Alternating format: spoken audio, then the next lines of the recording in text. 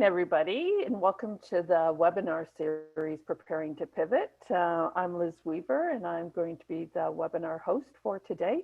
I'd like to just move on to the next slide. So this session today is part of a 4-part series, and today we're really going to focus on looking back at the last couple of months of COVID and really kind of taking stock. What just happened, and what do we need to be thinking about as we pivot into the next phase of the work that we're doing? What happened in our communities? What worked well? What didn't necessarily work quite so well? And what can we learn from that? And, so often I think in the work that we do, we just keep going forward, and spending a little bit of time reflecting is really an important thing to do. Before we dive into the webinar, we'd like to begin by acknowledging that we are meeting, all of us, on Indigenous land. And as settlers, we're very grateful for the opportunity to meet. And we thank all the generations of Indigenous peoples who have taken care of this land. And, at Tamarack, we believe that acknowledging the fact that we are meeting on Indigenous land is one of our commitments to the challenge and to really making the truth and reconciliation process real in our communities. And so that, I think it's a very important thing to do on our webinars. I'd now like to invite Trish to bring a few words of greeting and to acknowledge the webinar series host. So over to you, Trish. Thanks, Liz. For those of you who don't know me, I'm Trish Biot, Executive Director of United Way Leads in Grenville, and we're very excited to be one of the sponsors of this important webinar series. It's been and still is a trying time for all of our agencies, municipal partners, and community stakeholders. And COVID-19 has really changed our landscape and caused us to rethink, how we move forward. And we are so grateful to partner with Every Kid in Our Communities Coalition and the RBC Foundation to bring this series forward. And certainly thank you to the Tamarack Institute for your guidance, your leadership, and your sponsorship. And I just want to say thank you to everyone who is attending the webinar series, and recognizing that we do need to pivot in order to help those most vulnerable in our community. And I know that's what the United Way's mandate is, and I know that's what everybody who is on the call is here and concerned to do moving forward. So thank you very much. Thanks so much, Trish. I understand that some people are having a little bit of challenge hearing me, so I will try to move the microphone a little closer to where I'm speaking from. I apologize for that. I'm in BC at the moment, and so calling in on my little computer, not my home computer, so and I'm on headphones. So hopefully this works a little bit better for everybody. As I mentioned, this is part of a 4-part webinar series. So this week we're looking at taking stock. Next week we're going to be spending some time talking about collaboration. And my understanding from Trish and Marg and some other folks that I've spoken to in the Leeds Grenville area, that the last couple of months have really been interesting in terms of collaboration and what has happened from a collaborative perspective. And so, we're going to spend some time kind of looking at that. Then the 3rd session will be about reinventing engagement. And then we're going to bring all of the sessions together to build your pivot action plan. And what we've been able to build into this series, thanks to the sponsors, is some coaching for organizations and individuals in Leeds Grenville. And so we'll have the opportunity to arrange for coaching calls, and I'll give you some details about that as we get closer to that period. So this is me, so just so that you can see me on your screen, but you can also see a little bit about me. I'm the co-CEO of the Tamarack Institute. I'm also responsible for the collaborative leadership thought area at Tamarack. And so if we go into the next slide, we can see a little bit about how Tamarack is set up. I work in the Learning Center, which is that first circle at the top of your screen, and you can see the collaborative leadership practice. So what I do is I look at how the field is evolving from a collaborative leadership perspective, and then try to bring to all of you and to the 30,000 subscribers to Tamarac's work information and resources and tools about how to do your work more effectively. We also focus on collective impact, community engagement, community innovation, and evaluating impact. And through the course of this webinar series, we're going to, lean into community engagement. We're going to also talk a little bit about collaboration and collective impact. And the pivot plan is also a great way to think about, okay, so what's the impact that we're having currently, and then how do we evaluate our impact going forward? Tamarack also works in communities and with communities through our Vibrant Communities portfolio. And so we have two initiatives in our Vibrant Communities portfolio. We work with Cities Reducing Poverty, which is a network of about 400 cities across Canada and the United States that are really interested in place-based poverty reduction. We also are working with communities that are interested in strengthening neighborhoods through our deepening community work. And more recently, we've launched a youth-focused initiative called Communities Building Youth Futures. And so that gives you a little bit of an overview of Tamarack. So we wanted to start this session with a poll. And so we've got a couple of images here, 6 images. And part of this is just to do a little bit of a temperature check. And so we want to have you sign in which image is best representing how you're feeling at the moment. Because we've gone through a lot of change, not only change from the COVID perspective, but our communities have changed in terms of the way that we've delivered services and programs in our communities. Some of you may have restructured your staffing components. So we invite you to check off which of these images reflects kind of where you are right now. Is it that you're this this bunch of wool that's a little bit messy, or do you feel like you're emerging like a butterfly from a cocoon, or do you feel like you're running on empty or trying to navigate across 2 gulfs, or do you feel like you're in the midst of a volcano, or does it feel like you're making a splash and then there are some ripples that are coming out of it? So give you 1 more minute to complete the survey. And hi, everyone. Just in case the poll function is covering any of the options for you, you can click and drag it around just to move it out of the way, just so you can see all the options before you vote. Thanks so much, Duncan.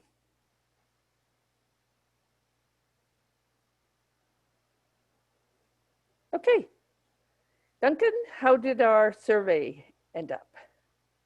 Oh, okay. Yeah, so go ahead. Looks like a pretty diverse group here. The biggest group by far was image 4, which I think of as kind of the leap of faith, which I think makes a lot of sense given what we're going through lately. Next is number 6, which is kind of the ripples and the drop in the water. And then the third highest is the pressure cooker, the pressure valve heading up towards the danger zone. So those would be the 3 biggest groups by far.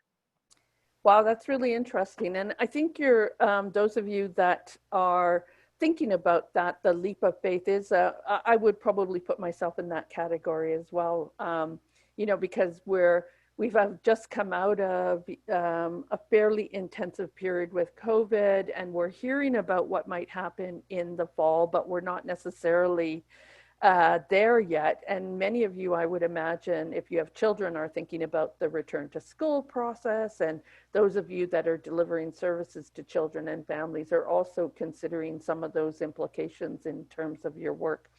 So if we go on to the next slide, it's really just an introduction slide. But again, it's really focusing on, this webinar is really focusing on, what has happened over the last couple of months and how have we as individuals and organizations responded to the pandemic. And the webinar and the workbook that you were sent today really pick up on these themes of what just happened, what's the reflection that we need to go through. And this webinar series is in many ways set up as a guided reflection and action kind of series, right? And so it's very much tools and techniques that you can use as individuals, or you may take back to your organization team or your collaborative team and actually put them into practice, right? And so use them as a way of kind of reflecting and trying to make sense of what has happened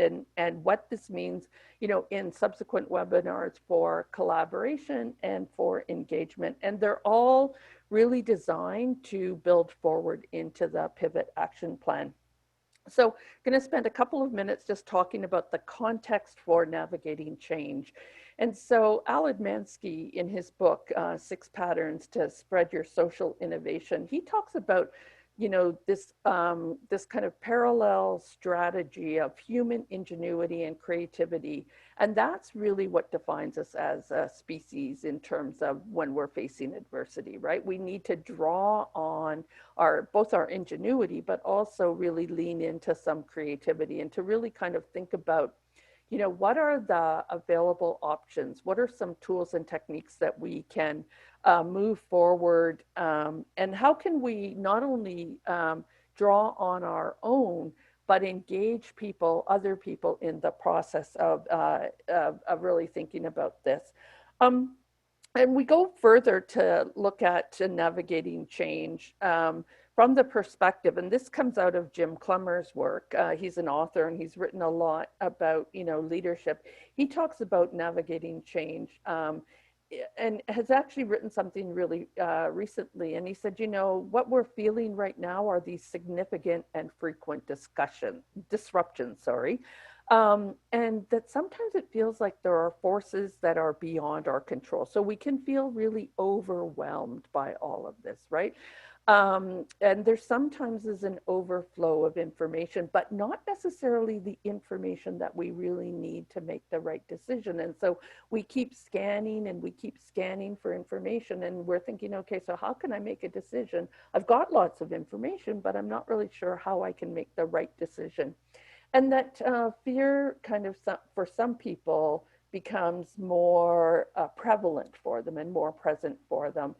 And overall, if you look at, you know, patterns, and you're on social media and you're looking for this kind of flow of information, you're probably seeing more patterns of fear and some of this victim thinking. And so it's really important in terms of looking back at the last couple of months to see in your organization, in your collaboratives, where this has shown up, because it is really real. And I think, you know, we talk about how brain responds to trauma often, and we know that when a brain is responding to a traumatic event or a series of traumatic events, you tend to go to the backside of your brain, and there are much more flight, fight, and freeze kind of responses, as opposed to what Al Admansky was talking about, which is trying to lean into that creativity and that next phase.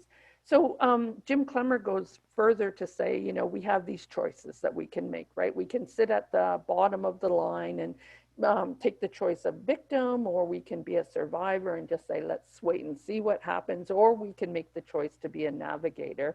And in fact, what you all have done by signing up for this series of webinars is you're saying, let's capitalize on this. Let's look at what has happened, and let's really proactively be navigators.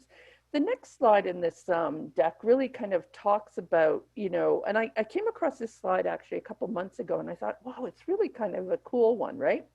Where do we choose to be during COVID-19? And so if you think about COVID-19 and what has happened over the last little while, there was kind of the immediate response that we had to make in our communities. And we saw governments and other organizations really stepping up to the plate quite quickly, trying to respond quite quickly. But we also saw some things that happened in the fear zone, right? The panic buying of toilet paper and, you know, the other kind of behaviors that have resembled themselves during the course of the pandemic. Then there's the learning zone, right? And I think we're starting to lean into the learning zone. Many of us are doing more of that. And I would call that more of the recovery zone, which is, starting to get control, starting to think about what the future might look like and how we might be moving forward. And then finally, there's the growth zone, right? And so it's really thinking about the next thing. And that's the whole intent behind this pivot conversation, this Preparing to Pivot webinar series. I, a couple months ago, wrote a paper that looked at collective impact post-pandemic. And so really kind of looked at those three areas, right? And talked about, what is it to respond? What is it to work into recovery? And then how do we really build resilience as organizations, as collaboratives, as, people that are trying to really work for the betterment of our communities? We're all in this big circle of change makers. And so the focus of each of those is slightly different, right? The respond is really to mobilize and to address some of the challenges that we're facing in our communities, but really focused on safety, security, and supports. And there are key questions that emerge from that. The recovery phase is really now looking at, okay, so what's our core purpose and how do we leverage our assets and capabilities? And then the resilience phase is that kind of driving change forward. How do we begin to say, okay, so one of the things we learned during the crisis was, these things don't work. What can we let go? And we're going to have that conversation as part of this series. And then what do we need to do to create space for other things to emerge? Mark Kabosh has spent some time with us at Tamarack doing some strategic planning. It's been kind of an interesting process because we entered in pre-COVID into a strategic planning process at Tamarack.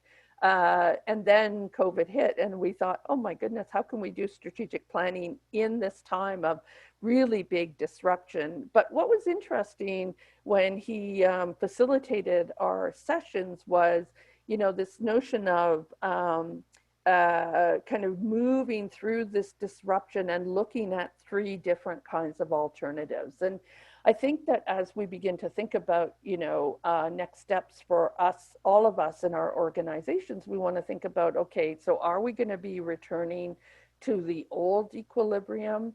And that means that we're going to be working kind of the same, but without very many changes? Or will we find this new equilibrium that's slightly better, but not significantly better? Or are there going to be more disruptions that we're going to have to navigate? And so when you think about, navigating a pandemic in a post-pandemic world, you want to kind of think about the potential different alternatives that might exist for you. At Tamarack, what we've done is we've kind of designed things that respond to all three, recognizing that, maybe somewhere in the middle, the future will lay. And so, but we do recognize, I think, that there will be more disruptions. And so I think we're kind of leaning into the bottom one a little bit more, particularly, when you hear about both the second wave of the pandemic, but you also,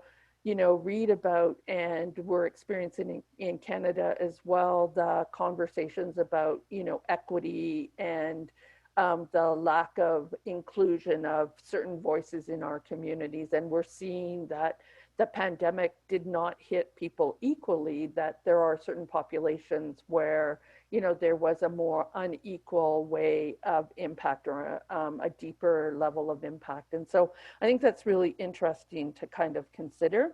The final slide in this kind of background deck for you is to talk about making innovation stick. And I think that this is important, particularly as we begin to think about, okay, so what just happened, right? As we take stock. And so what's really critical in communities to help make innovation stick is to really think about, okay, so what's happening across the various organizations in our communities and the various collaborative tables? And are there themes and patterns that emerge from that? And how do we together begin to think about the type of community we might want to have in Leeds Grenville or in Kingston, in the broader Kingston area? So what are those things that we envision for our communities? How do we really build this into the culture and the work that we do, and then also get a sense of what is what's kind of the politics of our both our local community, but broader, what's provincially happening and what's federally happening, and how do we lean into those and try to understand what's happening at that level to really get a sense of what shifts we might be able to, navigate, and what shifts we might be able to influence, both as organizations, but also as collective partners in our community. And so all of these slides are really just setting the case, making the case that, we're in this time of kind of disruptive change.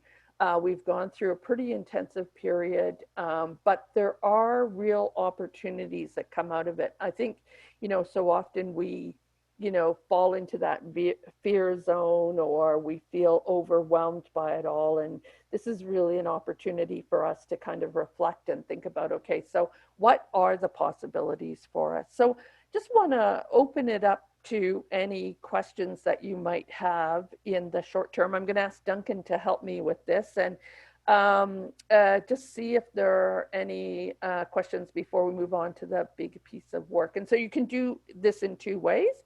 You can put a question into the chat box, or you can just raise your hand using the little icon, and Duncan will call upon you.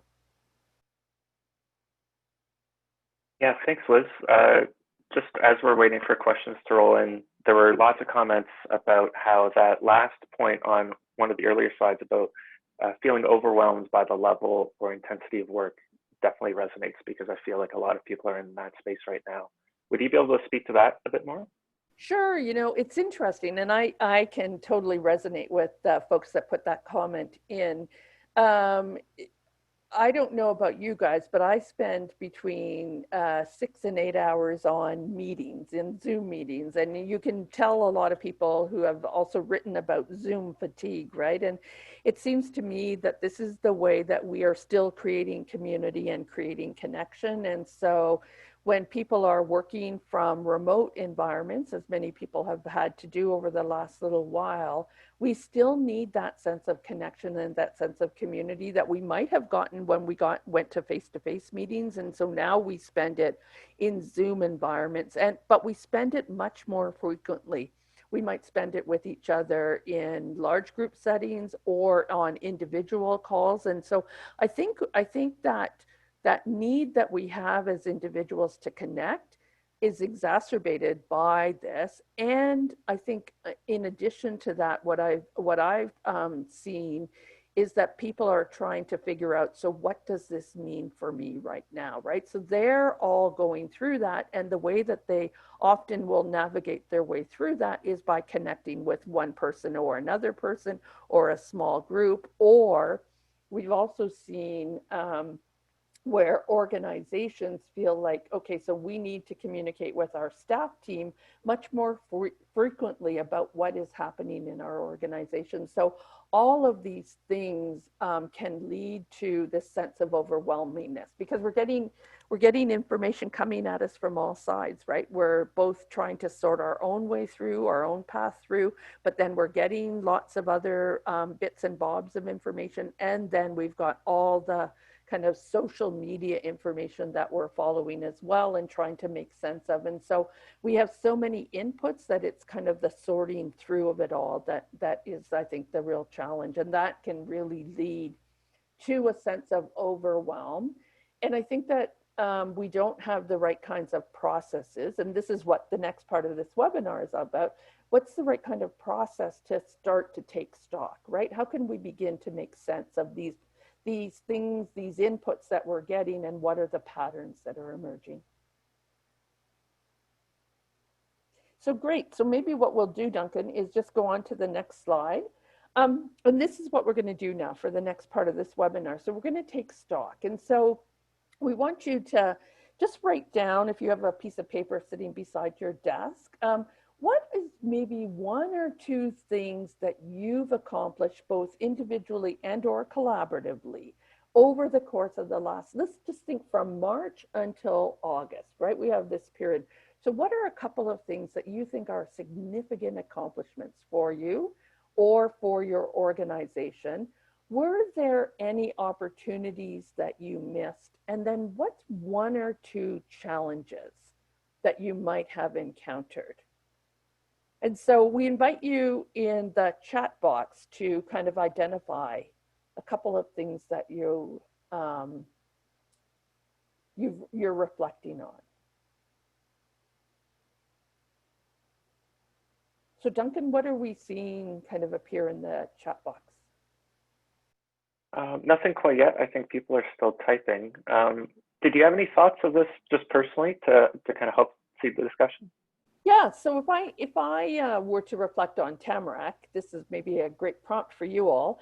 Tamarack is a group that has done a lot of face-to-face workshops, right? And so one of the things that we recognized early on in the pandemic was that the whole idea of face-to-face workshops was not going to work anymore. People could not gather. There were rules about that. And we made a decision, I think, fairly early on in our process, just to kind of get a little bit of control over our environment, to not do face-to-face workshops for at least the next year, and to think about how we might be able to do online workshops. And so we've begun to pivot into online. We spent a couple of months designing what an online workshop would look like at Tamarack. We prototyped it a couple of times, 3 or 4 times internally, and then we launched our first online workshop. And so, and now we're feeling much more comfortable in that environment, that we feel brave enough to launch a second one. And we have a whole schedule planned for the next year. The couple of things that were really interesting in going through that process for me and for Tamarack was giving ourselves permission to say, this is what we're going to do for at least the next year. So we put a time frame to it. We spent a lot of time prototyping and thinking it through, so we didn't feel like we had to rush to shift. And then, we're prototyping as we go. And so I think that is really interesting. We probably have missed opportunities because there were people that went to market really quickly with their learning sessions and with their workshops. What we did instead was we ramped up our webinar series. And so it wasn't that we weren't connecting with our learners, but we didn't connect in the same way. Some of the challenges that we've encountered in terms of going through that kind of workshop process and going to an online environment is actually navigating technology and working with folks who are, a little bit less familiar with Zoom and less comfortable in those kinds of environments. And not all technology weaves in together really well. And so, having a team at Tamarack working on this, we didn't give it only to one person to take on that responsibility. We actually built a team of 5 people to do the thinking behind it, and then prototyped it internally. So you can see through that process how, we really were much more thoughtful about moving forward. So Duncan, anything that we've seen in the chat box? Yeah, thanks, Liz. A comment from Ayana, better work-life balance. From Susan, I have accomplished pivoting to provide innovative services. It's challenging to keep all of the balls in the air, supporting staff and feeling that they're in a safe environment, especially at the onset. And I think that's a sentiment that's shared pretty widely. From Lorena, challenges, managing staff fears, confusing information, overwhelming amount of information to sift through, communication with staff as changes occurred rapidly. I thank you very much for those. I do think that that's such a critical thing to think about in terms of what we all have collectively experienced through this process, right? Is that communication, continuous and frequent communication is so critical, not only with our staff teams, but if you think about it from a collaborative perspective, with our collaborative teams, with our funders, with our key stakeholders, with the folks that are accessing our programs and services. That's such a critical piece during the pandemic. I was reading recently an article that said, during a pandemic or during a frequent a disruption of some sort, what we tend to do as individuals is the people that we feel really comfortable with, we talk with even more. And we connect with even more, whether it's virtually or by telephone or by text or however we're connecting with them. But those that we have less connection with, we connect with even less. And so that's interesting to consider, when you reflect on your own team at your work environment or your collaborative team. Are you speaking more or are you connecting more with certain people and less with others? And what does that mean as you kind of continue to move forward in terms of engagement, and really thinking about collaborative outcomes? There's a great, I do this turf and trust workshop, and in it we've included a little clip from a person from the Harvard Business Review, and he talks about the creation of Swift trust. And so if you think about, we've all kind of, many of us have moved to our home work environments, our remote work environments. And so we've had to create this kind of new way of working in this Swift trust. And he says that a critical component of Swift trust is frequent and safe communication, or frequent communication that really focuses on, what you need people to know about, and also inviting their questions in. And then he also talks about shared leadership as a way of creating Swift trust. And so to what degree are we in our work, whether it's our teamwork or our collaborative work, to what degree are we sharing leadership? Is it always communication from the top, or is it sharing leadership across the organization or the collaborative? If we go on to the next slide, what we can see here is a couple more questions for you to consider. And what we'll do is, we're not going to have a group report out, but we really will give you time between this webinar and our next webinar to really think about these questions. And we invite you to, use your workbook as a way of, taking your notes and really reflecting. And we'll come back at the next webinar before we go into the content and really kind of think about this a little bit more deeply. And so the reflection questions are, what strengths and assets did we mobilize? So if you look back at the last couple of months, where did your strengths lie? Where were the assets that you leaned into? Were there people on the team that that stepped up more, and were there people in the community that you could rely on? What were the needs and gaps that you identified? And then think a little bit deeper. What enabled us to respond well?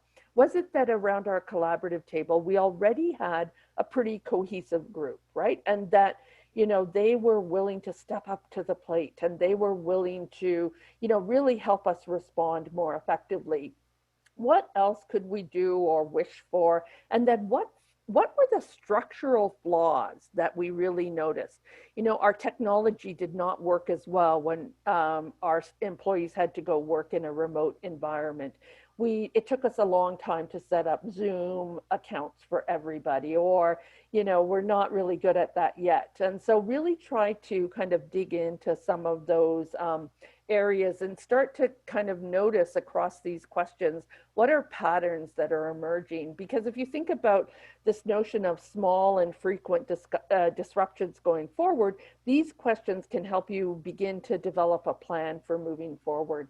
As we go a little bit further, we can start to think about this in terms of the three areas that we talked about: the respond, recover, and then regenerate and resilience. And there are sets of questions that that really can help you reflect, both as an organization but as a collaborative, about those three phases of the work. And part of it is also tied to the core purpose, and it should be tied to the core purpose of the work that you're doing, right? And so the exercise that we're going to do next will help us kind of define or redefine your core purpose, because it might have shifted as a result of the pandemic. And so a core purpose is a clear purpose that brings clarity to our work and a shared understanding among all players in the organization. And so you want to think about, okay, so as an organization, as a collaborative, how did we respond? What are we thinking about in the recovery phase? And then how are we going to take those reflections and move forward? So the next slide takes us into this notion of core purpose. And so core purpose has two parts to it, right? The first part is we exist to. So what is the desired impact of our work? And we do this in order to create value for our intended audience, right? And so I would invite you to kind of think about, okay, really quickly jot down, why does your organization exist, or why does your collaborative exist, right? So what's the desired impact that you want to have for the work that you're doing? And what's the value that you're creating for your intended audience? Really kind of zooming in on your core purpose, and then thinking about, okay, has this shifted? Has our, one of you said, Duncan, I was hearing, as you were sharing the comments, one of the folks who put a comment in the chat box said, our services and programs have changed over the course of the pandemic, right? We've gone to a more virtual way of delivering services, or if you're in a food bank or that kind of a service delivery, you've probably seen a huge increase in the number of people that are accessing your programs and services. So how has your core purpose shifted? And if you're imagining going forward, what about this new core purpose, or this kind of shifted core purpose, do you want to bring into the work that you're doing? The next slide actually goes one step further, and it starts to map out the stakeholders. And so, the second part of the core purpose is this value map, right? And so you can put your core purpose in the center. You can put your value proposition. What's the value we're adding for our core stakeholders? And then around the circle, begin to talk about your different stakeholders, right? And, so often we only think about, our employees, or we might think about the folks that we deliver services to, but who in the community are also part of that kind of core stakeholder group? Would it be funders that you want to put into that group? Would it be business partners that you're aligned with? Would it be folks in local government, or key stakeholders that you might also identify in your community circle? And then you also want to look at society. And if you think about these, it's not enough to just identify the stakeholders in each of these categories, but you want to say, okay, so if we put a funder in the community category, what's the need that that funder has relative to our core purpose and our value proposition? And so I think it's an important thing to consider. And then during the pandemic, have those needs shifted, right? Has the way that we're responding shifted slightly to accommodate those needs? And will we, as we begin to think about the next phase of this work, and as we begin to pivot forward, what will we need to be considering going forward? The next slide goes one step deeper and begins to think about our capabilities. So it's not only thinking about the needs that our core stakeholders have relative to the purpose that we have, but then it's also thinking about what are the capabilities that we need to bring forward in our organization and in the work that we're doing, and as we begin to respond even more deeply to our key stakeholders. And again, these questions are really questions to prompt some of your thinking in this area. There's two exercises that we have under the part about capabilities. And so part of the way that we've responded in terms of COVID and some of the work that we've done is really looked at our capabilities, and really thinking about, okay, so what are the capabilities that we have right now that we are leaning into? And capabilities fall into four categories, right? So you want to think about the tangible assets that we have, the intangible assets that we have, the people as a capability, and the processes that we use. And so in terms of the last couple of months that we've been navigating our way through COVID, what's the capabilities that we have as an organization and as a collaborative? And then what's a core purpose that how do these tie into our core purposes? Um, so, Duncan, I wonder if we could call upon a couple of people just to give us some examples of what they might be thinking about in terms of their capabilities right now. So capability is an asset or something that you are using or that you're leaning into to move your work forward. Great. Yeah, if anyone wants to share some quick thoughts on that in the chat box, we'll be happy to share them out. Yeah, just before we get started with that, Liz, did you want to provide an example maybe? I know we've been talking a bit about Tamarack. Sure. So one of the things that we did very early on in our response to COVID was Tamarack has always been a remote work environment, a remote workplace. We have folks that work for us right across Canada. And we had developed for our internal staff team a guide, a working remotely at Tamarack guide. And we looked at each other fairly early on and said, hey, this guide might be helpful to other nonprofit organizations or other organizations that might be interested or might have to really pivot quickly to working remotely. And so we took what was an internal publication and we pivoted that and we made it open facing to everybody. And we put it on our website and we promoted it. And I think it got downloaded by more than 5,000 organizations across Canada and individuals across Canada. So that was an asset that we had, which was a tangible asset, more internal and more supportive of our people, but we actually made it available more broadly. And what was interesting about that example was that we partnered with the Canadian Council for Youth Prosperity, and they said, wow, this remote guide is really great. But there isn't a similar guide for youth. Would you want to partner with us to develop a youth remote guide? And so we said, sure, yeah, we'd love to do that. We had some resources that we could contribute. They had some resources. We hired some youth, or they hired some youth, and then we used our internal team at Tamarack, and they had some youth on their internal team to almost be the sounding board for the guide. And within 2 months, they developed a remote work is here guide for youth and posted it on their website. And we've made that also available through the Tamarack website. So there's an asset that we had internally that we really, was something that we reflected on, thought it could be useful to a broader audience, did that, and then that led to something that is far more useful and interactive and available and is being accessed quite widely by youth and gives youth a lot of really great ideas about working remotely. So that's an example of taking a capability or an asset that you've had and really kind of spinning it forward. Yeah, that's great, Liz. One comment here from Kim.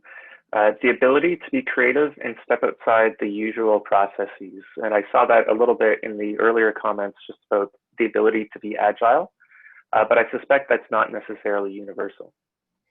Yeah, and I think that that's interesting. I would want to probe a little bit deeper on that. Is it the ability to be agile with resources, with staffing? What is it about that ability to be agile? Is it ability to be agile with planning, delivering services, and then breaking it down a little bit further and putting it into these areas, right? Because if we go to the next slide, it's really then taking the step forward and saying, okay, so post-pandemic, what are the things that we learned during the pandemic and during our response to the pandemic that, as we go forward, we can really lean into even more, right? So how can we use what we learned, the capabilities, the tangible assets, the way our people have responded, the processes that we've put into place, how can we use those to leverage even further going forward? And I think that that's interesting, right? It's reflecting back a little bit, but also carrying this work forward into the next phase and really thinking about, okay, so we've been doing some really interesting things within our organization, within our collaborative, and it's something that we can move forward even more. So the final part of this webinar is to really have you think about what is a prototype that we might begin to develop based on, you know, all the things that we've been thinking about during the course of the time that we've had together, right? Just reflecting on the past, is there something, one, two, or three things that we think, oh, you know what, we did that really well. There might be some opportunities to, with our stakeholders, with one of our stakeholders, to go even further because they have a need and we have something that we've developed that we could contribute to, that we could use to move forward and build an even stronger community, or a stronger community or collaborative approach, or a stronger approach within our organization. So this refining approaches is really an opportunity to begin to think about, okay, so how do we begin to pull together a prototype of one sort or another? And each of the webinars in this series, we're going to ask you to think about building a prototype. And so, and then what we hope to do at the end of the 4 webinars is have at least 4 different prototypes that you're going to move into, or that you have, that you might be able to then launch to take you into the next phase of your work. And so when you think about building prototypes, that is really connected to this agile way of thinking, right? And I think that many of us have already been, you know, forced to work remotely, and so that was a prototype, right? We had had people coming into offices, and all of a sudden we had to put them into their own home offices and make sure that their technology was working and all that kind of stuff.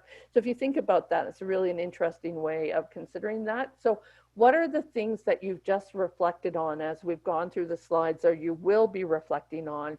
Where are some opportunities for you to kind of prototype new ideas, test them in small ways before you bet the farm on them?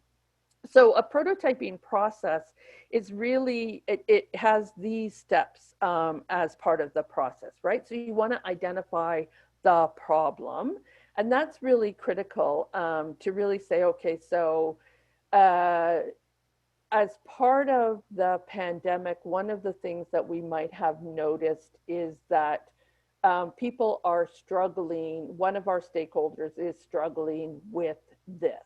And so try to define that problem as deeply as you can, and then frame a question. And it might be a question of kind of a what might we do kind of question, right? So frame a question around that. You know, how could we respond? How could we leverage the assets that we've generated and the capabilities that we've generated over the last couple of months to really respond to that problem? Then you can either as an individual, or it works even better in a staff team group or in a collaborative group, really generate a lot of possibilities. And this is really to think quite broadly and to, you know, really have fun. This is where that creative part of your working can really come forward. So generate a whole bunch of possibilities, and then talk about what would have to be done in order to achieve that change, right? And so what would have to be true in your community or in your organization to achieve the change? What's really important when you're developing prototypes is also to acknowledge what barriers exist, whether it's barriers around technology, barriers around resources, barriers around buy-in. So if you can identify those barriers, then start to say, okay, how might we navigate through some of these barriers? Or are the barriers too deep that we won't be able to navigate them? And so then is that one of the possibilities that we don't pursue? And so some of the steps in 4 and 5 really are related to the possibilities. Then you want to pick one of your possibilities, test it with a small group, or test it in a way that feels safe to you, and really not only test it, but spend some time reflecting. So what did we learn in that test? So the example that I gave you about Tamarack working, developing online virtual workshops, we tested it internally first 3 times. And that was really important for us because we were able to navigate some of the bugs. But it also, one of the things that we noticed in that was that we didn't navigate all the bugs because our internal team had good flexibility with technology. And some of the folks that joined our first workshop weren't as conversant with technology. And so while we were able to learn some things and improve, there were some things in really delivering the prototype that we learned even deeper. And then finally, what are we going to do to move forward? How are we going to take that test that we've just done, that prototype that we've just done, and move it forward? And so the next slide really gives you a template for building this prototype using the steps that I've just shared with you in the slide. And so what's the idea that you have? What's your questions? What's your assumption or the hypothesis that you'll test?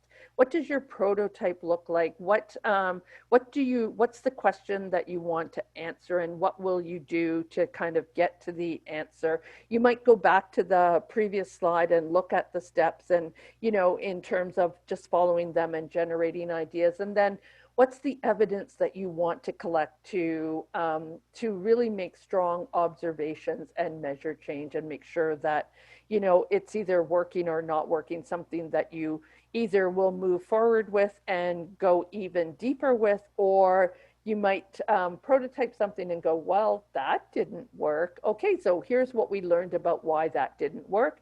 And you might revise it, or you might just even leave it aside. So between now and the next webinar, which is happening next week, we want you to really think about, as part of the reflection process, build a prototype which leverages one of your capabilities that you've developed, that you as an individual, you as an organization, or you as a collaborative have developed in responding to COVID. And so that will be your homework between now and the next webinar, and we'll invite you to share some of what you've learned, or as you've gone through that kind of prototyping process, what you're reflecting on. So we're coming to the end of this webinar. Hopefully it sets some of the context for you. It's given you some tools and some ways to reflect on what has just happened since the pandemic, and how your organization, how you've responded, what you've done really well, and where you've seen some kind of gaps emerge. And so we invite you to write a word in the chat box, or a phrase that might summarize some of the things that you're taking away from today's session. So Duncan, any reflections that we have in the chat box? Yeah, lots of interesting words coming in. Hope, which is a good one to see. That I think that's kind of the intention. Different or new ideas. Celebrate and reflect on what we've learned. Be innovative and take the leap of faith. Agility, taking the opportunity to reflect. Movement. Yeah, lots of positive thinking. Creative, nimble, agile. Reflection. Wow.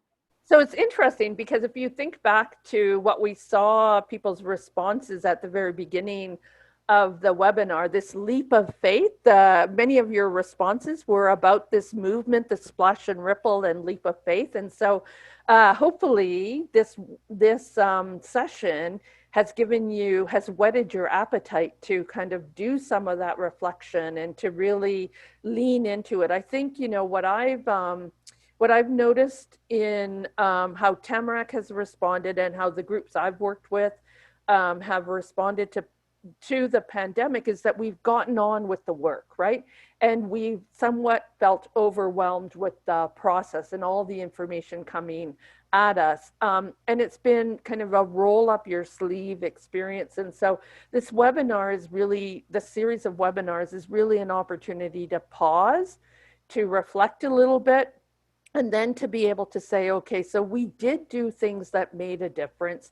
Let's leverage those going forward. That's the intent of this. And so to take the time, take an hour over the course of the next couple of weeks that we have together to really build a plan that will, you know, people are saying build back better, but will help us as organizations, as collaboratives, and as individuals really kind of build in a way that that actually enhances our organizations, enhances our collaboratives.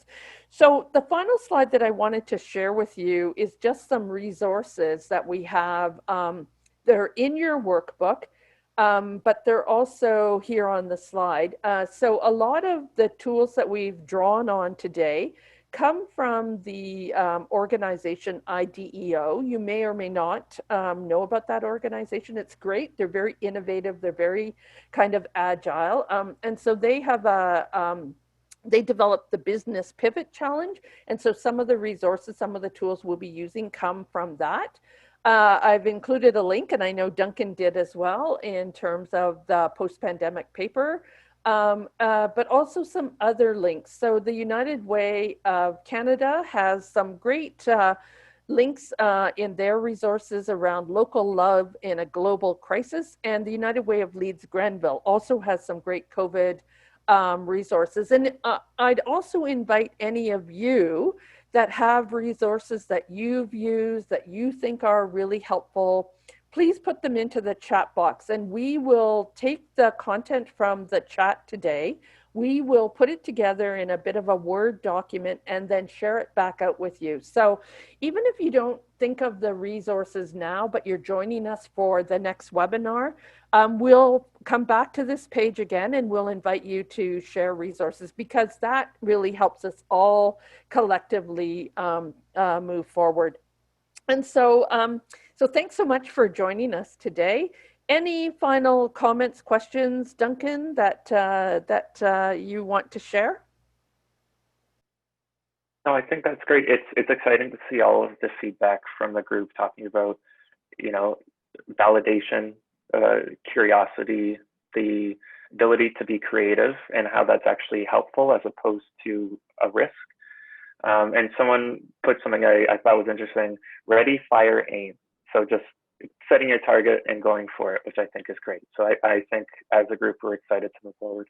Yeah, I mean, I think the process around building a prototype is very much that, right? It's ready, fire, actually try that prototype, but really look at it from the perspective of learn, right? What am I learning from this? What are the things that we've done that we can really learn from? What did we do really well? What did we not do quite so well?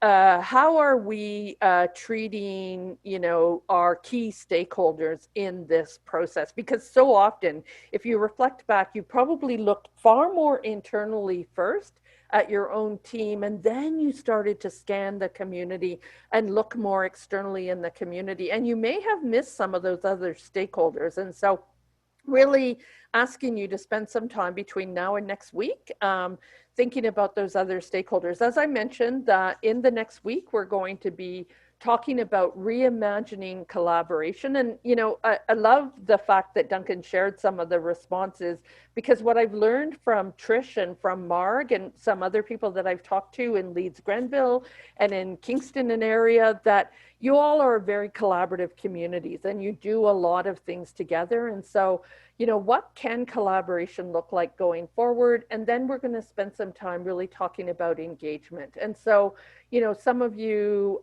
that's where we can really dive deep into how do we re-engage our employees as they might be coming back into the workplace, or how do we re-engage our stakeholders, or re-engage our funders, or re-engage other people in the community going forward. And so I'm really excited about this series, really happy that you've all joined us, and we'll see you next week.